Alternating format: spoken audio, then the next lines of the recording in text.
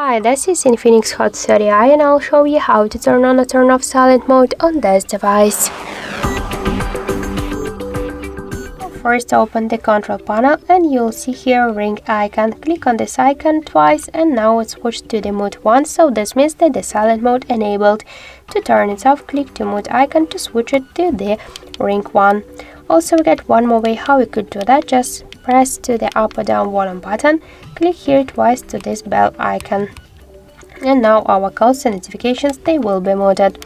Also, we could make it by another way. Just press up, also we could turn it off or turn it off by the same way, or just by click here to the settings. You will see here the ringtones. Just move this volume panel and this means that the device is on silent mode. To turn it off, click to slide to the right this volume panel with your finger, and that's it. So thank you for watching, and if you like this video, leave thumbs up and subscribe.